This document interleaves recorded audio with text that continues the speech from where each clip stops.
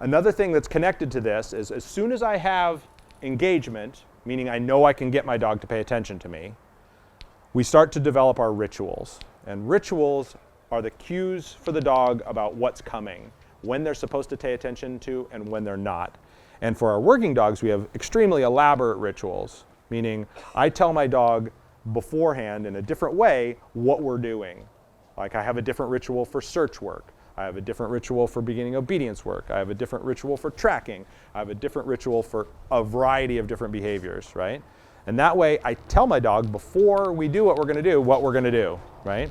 And these rituals are incredibly important because when people talk about why we have engagement, right? The idea that I want you're paying attention to me when I teach you something, but I'm also going to ask you to pay attention to me and not other things in the environment as we move forward in our training. But my dog can't just pay attention to me all the time. It's not possible. You wouldn't want it. You don't want your dog paying attention to you 24/7, right?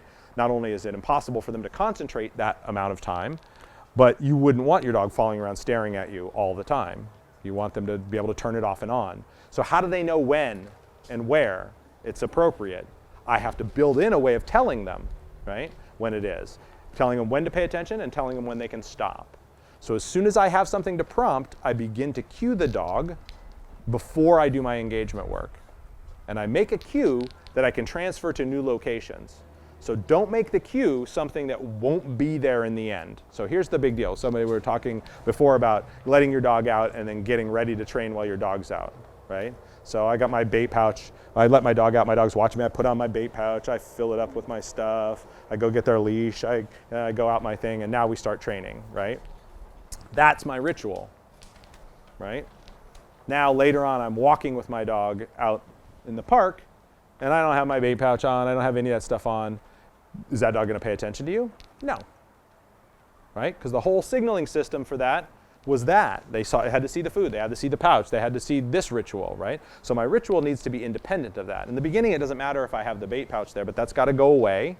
And then I have to come up with a ritual that I can do anywhere. So I have different ones for different behaviors. My engagement one is after I've taken my dog out, my dog's gone to the bathroom, I put them up again, I get myself all set for training, I know that they know how to pay attention to me, I bring them out, and when I bring them out I say, you ready, you ready, you ready? And then I have a few behaviors that I teach my dogs. I teach them a spin or a hand touch or something like that.